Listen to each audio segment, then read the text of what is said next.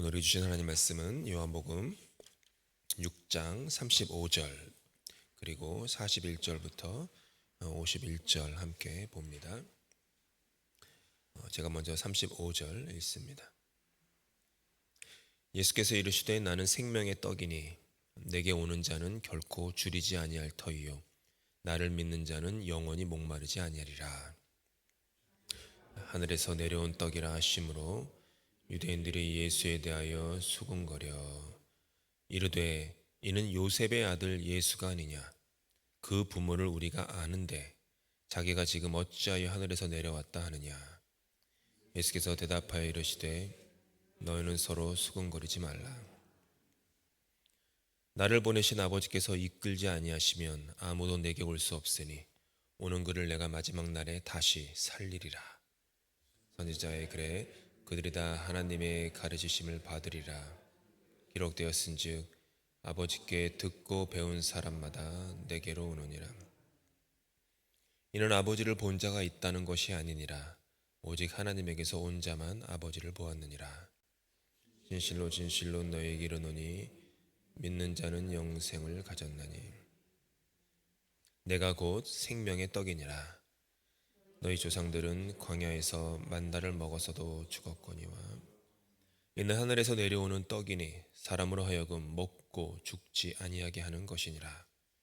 나는 하늘에서 내려온 살아있는 떡이니 사람이 이 떡을 먹으면 영생하리라. 내가 줄 떡은 곧 세상의 생명을 위한 내 살이니라 하시니라. 아멘.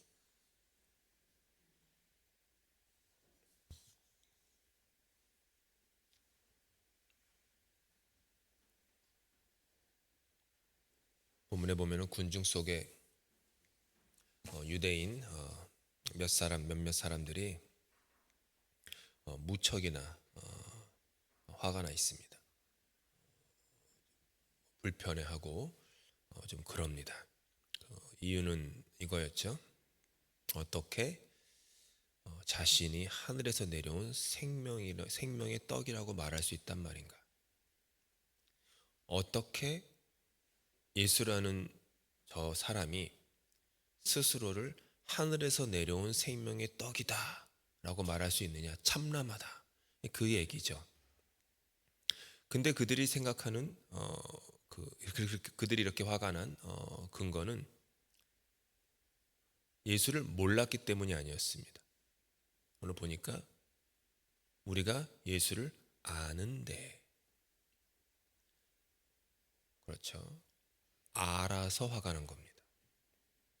근데 그 아는 게 아니었습니다. 그들은 건너편 마을에서 자란 그 성장기를 다 보낸 예수의 어린 시절을 알고 있었습니다. 어떻게 동네에서 뛰어다녔고 아버지는 누구고 어떤 일을 했고 그들은 안다고 생각했습니다. 그런데 어찌 갑자기 그가 스스로를 하늘에서 내려온 생명의 떡이다 할 수 있단 말인가? 내가 아는 것으로 모든 것을 다 이해하고 판단하고 고집을 부리면 그렇게 내가 하나님을 안다, 예수님을 안다, 나를 안다, 내 배우자를 안다, 내 아들을 안다, 내 딸을 안다, 내 교우를 안다, 교회를 안다, 세상을 안다. 근데 그 아는 것이 내가 아는 것이 전부가 되어버리면 오늘 본문의 사람들처럼 패망의 길에 올라갑니다. 아는 것이 나에게 생명이 돼야 되는데 이들에게는 아는 것이 죽음으로 돌아왔습니다. 오늘 본문의 사건 이전에는 우리가 읽진 않았지만 잘 아시는 그 오병이어의 기적이 나옵니다. 작은 빵 5조각과 작은 물고기 2마리로 5,000명을 먹인 사건이었습니다. 그리고 이스라엘의 지파가 12개가 있듯이 다 먹고 남은 광주리가 똑같이 12개였습니다. 그런데 그 이후의 일이 이제 참 재밌습니다. 오병이어의 기적을 경험한 군중들이, 아마 군중들 중에서 몇몇 좀 유력가나 좀 보이스가 센 사람들이었겠죠. 그들이 예수님을 왕으로 삼으려고 했습니다. 우리 왕이 되어 주십시오. 이유는 하나였습니다. 지금 이 너른 들판에서 먹을 것도 없이 굶어가던 우리에게 고작 빵 5조각과 물고기 2마리로 5,000명을 먹이고 12광주리를 남기게 할 정도면, 저분만 우리의 왕을 삼으면 우리 육신의 배고픔은 다 해결되겠구나. 그래서 그들은 자신들의 육신 그 배고픔의 문제를 해결하는 분으로 그분을 왕 삼으려 했습니다. 다른 말로 하면 나의 욕망을 이루어 주실 분으로 보인 겁니다. 저분만 내 왕이 되면 내가 바라는 나의 육신의 욕심을 저분이 다 들어주겠구나. 저분만 믿으면 성공하겠구나. 저분만 믿으면 우리 자녀들이 등등등등 리스트가 쭉 나오는 거죠. 거기서부터 이들의 눈에는 문제의 해결자, 먹고 살게 해주는 분으로만 예수가 보였습니다. 그렇는데 또 재미난 건 그런 그들의 마음을 예수님이 다 아시잖아요. 저들이 지금 나를 왕으로 삼고자 하는 것은 내가 하늘에서 갖고 내려온 명령을 지키고자 함이 아니라 자기의 욕심과 욕망과 탐욕을 이루는 수단으로서 나를 왕 삼으려고 하는구나 다 아셨습니다. 그래서 그때부터 하늘나라의 하나님의 나라에 대한 이야기를 쭉 하세요. 그러니까 설교를 하셨다는 얘기죠. 성경 공부를 하셨다는 얘기죠. 하나님 나라는 이거다. 신기한 건 그 메시지를 들은 다음에 사람들은 예수를 비난합니다. 먹을 것 주지 않고 왜 갑자기 하나님 나라를 말합니까? 비판하는 거예요. 그분의 메시지는 육신의 떡이 아니라 생명의 떡이었기 때문입니다. 육신의 떡은 아무리 우리가 기뻐도 한 번 먹으면 고작 몇 시간만 지나면 또 배고픕니다. 그거 먹을 때에는 너무 행복합니다. 몇 시간만 지나면 불행합니다. 예수님은 너희에게 그런 떡을 주려고 오지 않았다. 내가 너희들한테 그런 밥상을 주려고 온 것이 아니다. 생명의 떡, 영원한 떡, 영생의 떡, 영생의 밥을 주려고 왔다. 만약에 그들이 예수님을 내가 아는 나의 경험의 그 작은 틀에서 아는 목수의 아들이었다라고 하는 나의 경험, 나의 전통, 나의 관습을 넘어설 수만 있었더라면 그들은 그날 구원을 받을 수 있었을 것입니다. 아니, 예수님이 그 자리에 있지 않습니까? 다른 사람도 아니라 예수님이 내 앞에 있는데도 구원을 못 받았습니다. 예수님이 그들 바로 앞에 있었는데도 구원을 못 받았으면 어느 누가 그들 앞에 있다고 구원을 받을 수 있었겠습니까? 예수님조차 안 됐던 일인데 그들은 안타깝게도 끝까지 예수님이 전한 메시지를 들으려고 하지 않았습니다. 광야의 이스라엘, 몇천 년 전으로 돌아가서 오늘 본문에서 몇천 년 전으로 돌아가서 광야의 이스라엘 백성들을 한번 생각해 보십시오. 출애굽 후에 비록 출애굽 후에 광야의 삶이 쉬운 삶은 아니었지만 그들은 하나님의 기적을 참으로 많이 경험했습니다. 저와 여러분 인생을 놓고 보면 이들이 경험한 기적을 우리는 인생에 하나라도 경험할까 말까입니다. 그렇죠? 우리는 어느 날 하늘에서 갑자기 이렇게 걷고 있는데 모르죠. 이렇게 어딘가 이제 추례를 걸으시는 거예요. 근데 갑자기 하늘에서 만나가 떨어집니다. 없으시잖아요. 갑자기 막 걷는데 막 새들이 막 몰려와가지고 나 좀 잡아먹으세요 라고 막 몰려옵니다. 그런 일 없죠. 너무 목이 말라서 옆에 있는 나뭇가지로 바위 한번 툭 치니까 물이 막 나옵니다. 생수가, 아주 고급 생수가. 그런 일 없지 않습니까? 근데 이스라엘 백성들은 그런 일들이 비일비재했습니다. 비일비재했어요. 그런 풍성한 기적 가운데 그들이 반복적으로 했던 것은 불평이었습니다. 참 그래요. 목사님, 예수님이 살아있는 거, 하나님이 살아있는 거 내가 보기만 하면 믿을 수 있는데, 그 증거만 알면 내가 믿을 수 있는데, 근데 광야의 백성들을 보면 증거가 있다고 믿는 건 아닌 것 같습니다. 기적이 있는데도 불평하잖아요. 그 수많은 기적이 일어나는데도 원망합니다. 하나님과 모세를 원망하고 그들은 40년 내내 그랬습니다. 40년 동안. 참 불쌍한 인생입니다. 40년 동안 감사의 인생이 아니라 불평의 인생을 산 겁니다.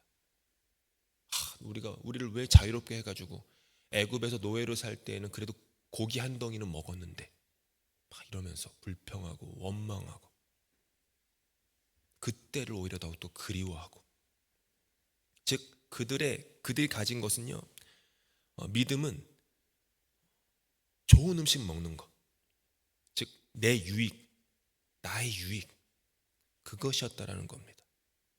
배고픔 앞에서 그들이 지금 갖고 있는 자유라는 고결한 가치 있는 힘을 잃고 애굽의 고기 앞에서 시내산에서 맺어진 언약은 뒷전이 되어버렸습니다. 기적은, 그 수많은 기적은 그들로 하여금 하나님을 보게끔 하지 못했습니다. 마찬가지일 겁니다.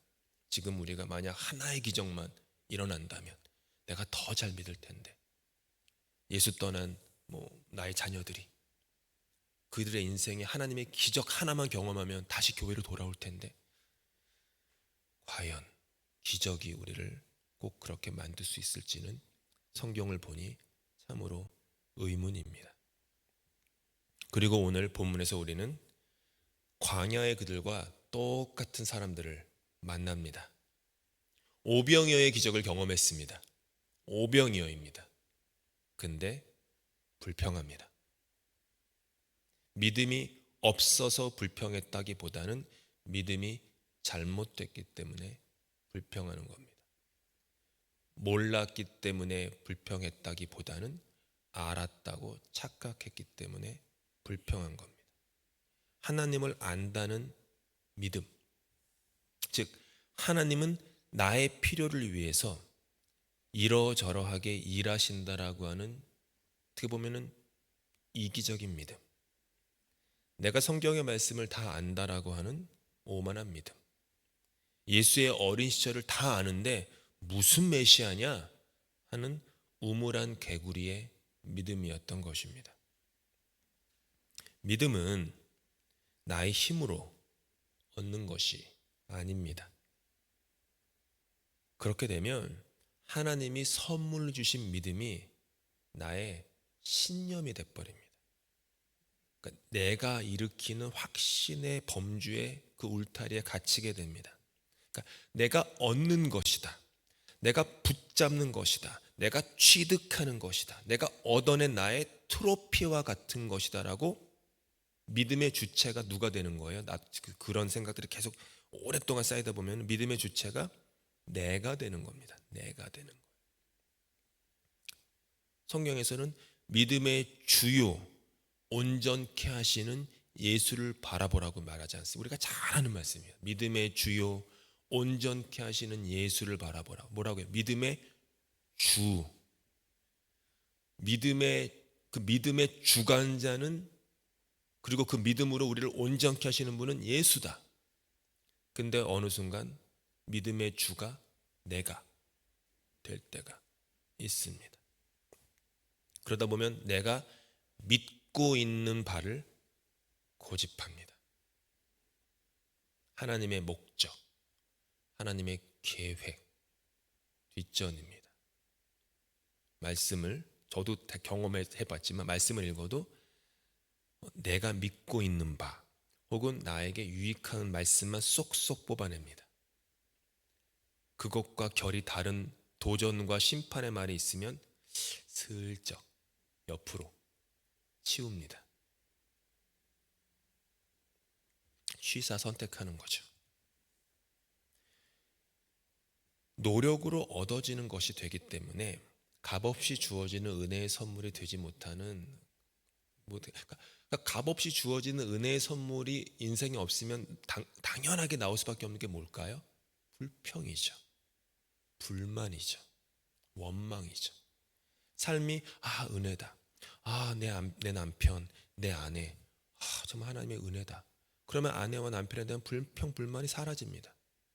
근데 내가 얻었다, 이렇게 되면요, 불평, 불만이 올라오죠. 근데 자녀도 내가 해서 배 아파가지고 낳은 자식이다, 내 것이다. 그러면 뭐가 옵니까?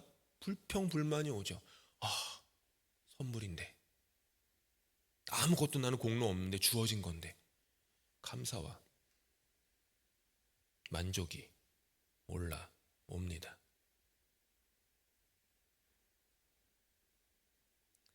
믿음은 내게 주신 하나님의 선물입니다. 그 믿음을 선물로 받아들이면 하나님이 앞서게 됩니다.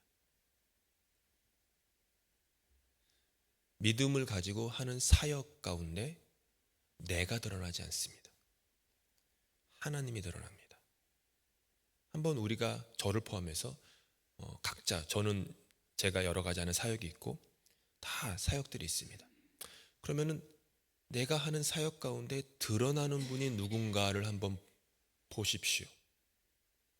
그 사역 가운데 내가 드러나느냐, 내 얼굴, 내 명예, 내 칭찬, 이런 것들이 드러나느냐, 아니면 나는 그저 도구일 뿐, 내가 하는 여러 일을 통해, 사역을 통해 하나님이 드러나고 있는가, 예수가 드러나고 있는가.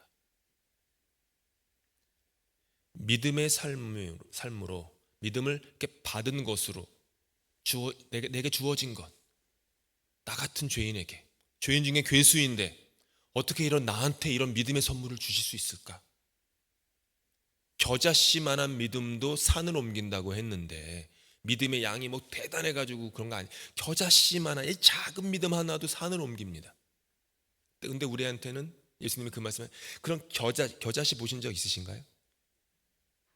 제가 예전에 말씀드렸나요? 우리 전에 사역할 때 우리 어린이들 어머니 날을 맞이할 때 4월쯤에 제 아내랑 그때 이제 신혼살림을 할 때였어요. 영앤블로어에서 신혼살림을 하는데 애들한테 겨자씨를 설명해 주고 싶었어요.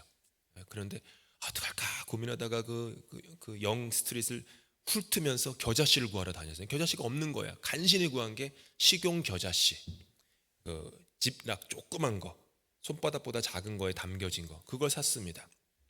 그래가지고 조그만 화분에다가 흙을 넣고 그 겨자씨 하나씩을 집어넣었어요. 보여준 다음에 설교 때 보여주고 집어넣어서 선물로 줬어요. 대부분의 애들이 그냥 그런가 보다 하고 버린 것 같지만, 그 중에 지금도 기억나요.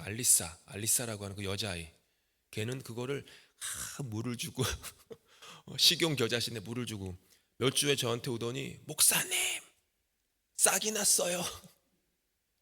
그러면서 그 엄마한테 몰래 그걸 선물했다라는 거예요. 나를 향한 엄마의 사랑이 내가 몰라가지고 겨자처럼 작게 보이는데 이렇게 컸어. 이런 여러 의미가 있겠죠. 그 작은 겨자씨도 산을 옮긴다고 했는데, 문제는 우리한테 그 작은 겨자씨만한 믿음도 없다라는 거예요. 온전한 믿음이 없다라는 것이죠. 내가 일구원의 믿음은 산더미 같은데, 나의 어떤 확신, 나의 신념, 이런 것들은 막 언덕을 넘어 에베레스트 산처럼 높은데 하나님이 선물로 주시는 온전한 믿음은 겨자씨만큼도 없다라는 거예요. 안타까운 일입니다. 교회 다니면서 저를 포함해서 그렇게 예배를 드려도 그게 없다면, 저도 마찬가지입니다. 그렇게 평생 제가 몇 번 설교할지 모르지만 수천 번 수만 번 설교를 해도 목사로서 내가 일구어낸 어떤 것들만 하고 하나님이 주시는 그 온전한 그분의 선물, 나의 공로가 아닌, 나의 어떤 열심도 아닌 하나님의 그 믿음, 겨자씨, 그거 하나 없다면 얼마나 제가 하는 일이 허무한 일이 되겠습니까? 은혜의 선물로 받으면 늘 겸손한 성품을 견지할 수 있습니다. 내가 얻은 게 아니라는 것을 다른 사람은 몰라도 나는 잘 알기 때문입니다. 그리고 하나님이 주신 믿음이기 때문에 언제나 다 이루었다 함이 아니요, 오늘도 그 성숙한 믿음을 소망하며 하나님께서 나에게 맡겨주신 사명을 향해서 걸어가는 겁니다. 예수께서 생명의 떡입니다. 오늘 예수님께서 하늘에서 내려왔다라고 얘기해요. 내려온 만나. 우리가 올라가서 얻어낸 것이 아니라는 겁니다. 우리에게로 내려주신 온전한 주님의 은혜입니다. 그 예수가 생명의 떡입니다. 그저 나의 육신을 배부르게 해주는 밀가루빵, 보리떡이 아니라는 것입니다. 살아있는 떡, 살아있는 빵, 하늘에서 내려온 만나입니다. 그렇게 그분이 하늘에서 내려와 나에게 생명의 빵, 살아있는 떡, 살아있는 빵으로 나에게 주어지면 내 속은 그때부터, 내 속에서는 꿈틀거리는 그런 하나님 나라를 향한 그런 열정이 올라오게 됩니다. 내 속에 그 열정이 올라와요. 나의 육신이 배고픈 데서 오는 것은 죄악된 불만에 불과하지만 하나님 나라를 향한 열정으로 나의 현실을 보며 오는 것은 거룩한 불만이에요. 불만은 두 종류가 있습니다. 내 육신, 나의 유익, 이것을 가지고 뭐 상황을 불평하고 하는 건 그냥 그건 불만이에요.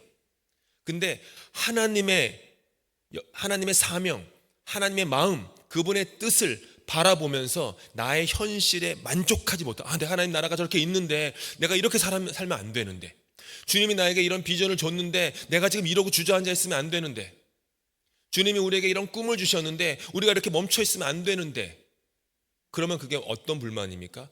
거룩한 불만이 됩니다. 그건 완전히 다른 종류의 불만이에요. 거룩한 불만. 하나님은 그 거룩한 불만을 통해 일하십니다. 그렇게 하나님이 내 안에 주신 사명, 존재의 이유, 존재의 목적 주십니다. 인생 짧습니다. 모세도 사람의 연수가 70이요 강건하면 80이라도 그 연수의 자랑은 수고와 슬픔뿐이다. 그 몇 년 살았다고 하는 거 수고다, 슬픔이다. 헛되니 모든 것이 헛되도다. 그렇다면 그 짧은 삶을 사는 동안 나의 육신의 빵과 육신의 목적과 그런 것을 갖고 인생을 막 살면서 허비하는 삶을 살지, 아니면 비록 짧은 삶을 살아도 정말로 고결한 가치와 그분의 나라와 그분이 우리에게 주신 사명과 비전과 그 목적을 갖고 살아갈지는 그 기로에 우리는 날마다 서 있는 것입니다. 사람은 떡으로, 빵으로, 밥으로만 살지 않습니다. 하나님 입에서 나오는 말씀으로 삽니다. 하나님이 나에게 주신 하늘 나라로 산다라는 거예요. 하나님이 나에게 주신 사명과 목적을 위해 산다라는 겁니다. 전에 지난 수요일에 몇 분에게 제가 말씀드린 것도 있지만, 기도 많이 합니다. 우리가 저를 특별히 대표적인 존재가 저지만 대부분의 우리의 기도를 한번 돌아보십시오. 제가 장담하건대 열의 9은 하나님, 내가 하는 일에 복 주세요. 내가 하는 일을 축복해 주세요. 우리 아이들 뭐뭐뭐 하는 거 복 주세요. 이 기도일 겁니다. 그렇죠? 아니시면 다행입니다. 근데 우리의 참 기도는 내가 하는 일에 하나님 복 주세요라는 기도를 더 이상 하지 않고 하나님이 복 주시는 일을 제가 하게 해주세요. 그 기도로 바뀌어야 됩니다. 그게 온전한 기도입니다. 내가 하는 거 하나님 받아주시고 복 주세요. 이기적인 기도입니다. 제가 그런 기도 많이 했더라고요. 정말 보면은. 근데 진정한 기도는 하나님, 제가 하나님이 복 주시는 일만 막 교회에서 막 귀신같이 따라간다고 얘기하면 안 되죠. 막 그것만 따라가면서 하게 해주세요. 하나님이 복 주시는 일에 제가 동참하게 해주세요. 하나님의 복 주시기로 작정한 일만 잘 찾아가지고 하게 해주세요. 내가 하는 일에 복 달라고 기도하지 마시고 하나님이 복 주시는 일을 제가 할 수 있도록 분별할 수 있는 지혜를 주시고 그 분별된 것을 행할 수 있는 담대함을 주님 주시옵소서. 그 기도가 크리스찬의 기도입니다. 이런 기도가 우리 마음에서 나가지 않는다면 우리는 무속신앙인들과 거의 차이가 없을 것입니다. 하나님께서 복 주시는 일을 목마른 사슴처럼 찾아 헤매실 수 있기를 바랍니다.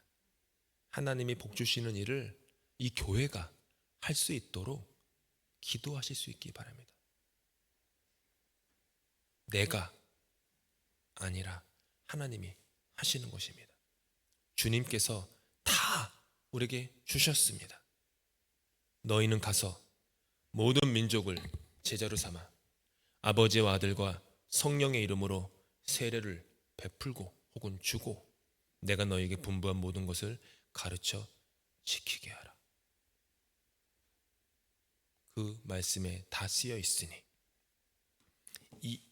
여기에 복을 준다고 하나님께서 약속하셨으니 이 복 주시는 일을 종종 걸음으로 따라갈 수 있는 저 여러분 다 될 수 있기를 예수님으로 축복합니다. 기도하시겠습니다.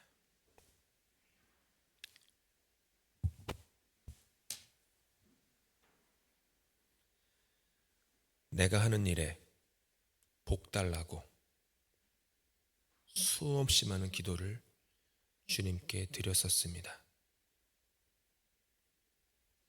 우리 자녀들에게 복 달라고, 건강 달라고, 물질 달라고 수없이 기도했지만 돌아보면 우리들의 그 수없는 기도의 소망 가운데 하나님이 복 주시는 것을 하고자 하는 겸손한 열정과 헌신은 많지 않았음을 주님 고백합니다. 주님, 생명의 떡이신 주님을 우리 안에 생명의 떡으로 먹고 생명의 피로 마시고 예수께서 세상을 향해 품으셨던 그 열심으로, 그 열정으로, 그 사명으로, 그 존재의 목적과 존재의 이유로 우리의 삶을 다시 재정돈할 수 있도록 힘 주시옵소서. 담대함 주시옵소서. 사명으로 살아갈 수 있도록 주님 우리를 붙잡아 주시옵소서. 주님께서 하신 기도로 예배 마칩니다.